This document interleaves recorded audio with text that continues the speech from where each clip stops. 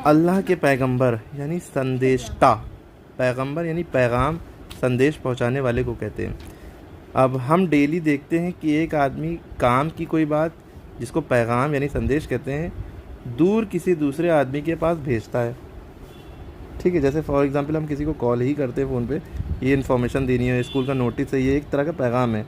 Manager ने principal से कहा, प्रिंसिपल ने ये काम कर दिया, या प्रिंसिपल ने किसी और से कहा, तो उसने स्टूडेंट को नोटिस दे दिया, तो ये एक तरह का पैगाम है। ठीक, यानी एक बात को दूसरे तक पहुंचाना। तो दूर किसी आदमी दूसरे आदमी के पास भेजता है तो वो अपनी बात अपने किसी भरोसे के आदमी से कह देता है, और वो आदमी इस बात को सुनकर दूसरे आदमी को सुना आता है। इस भरोसे के आदमी को हम संदेशता या संदेश ले जाने वाला, और फ़ारसी में पैगंबर या पयंबर, और अरबी में रसूल, और हिंदी में संदेशता कहते हैं। यानी कि मैसेज को पहुंचाने वाले को पैगंबर, पयंबर, और अरबिक में रसूल, और हिंदी में संदेशता कहते हैं। ठीक है, ऐसे ही अल्लाह ताला ने जब चाहा कि अपने बंदों को अपने काम की बात और पैगाम की खबर दें, तो उसने अपने मेहरबानी से अपने किसी चहेते और प्यारे बंदे को इस काम के लिए चुना, जिन्हें हम नबी या प्रोफेट कहते हैं, और उसी का नाम अल्लाह का संदेशता यानी अल्लाह का पैगाम पहुंचाने वाला और पैगंबर रखा। अरब के लोग उसी को नबी और रसूल कहते हैं, मैसेंजर कहते हैं, प्रोफेट कहते हैं।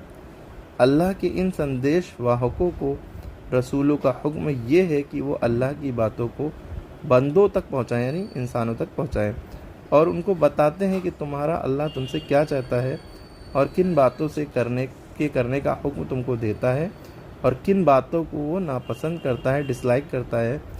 जो बंदे उसका कहा मानते हैं उनसे वो खुश होता है, और जो कहा नहीं मानते उनसे नाराज़ होता है।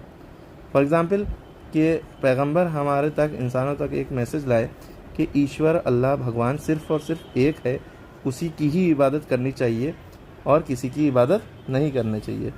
अल्लाह यानी भगवान, ईश्वर उसे कहते हैं जिसके जैसा कोई ना हो, जिसके जैसा कोई ना हो, और ना उसे खाना खाने की ज़रूरत हो, ना उसे नींद आती हो, ना उसकी एक बीवी हो, ना उसके बच्चे हो, ना उसके कोई अम्मा अब्बा हो।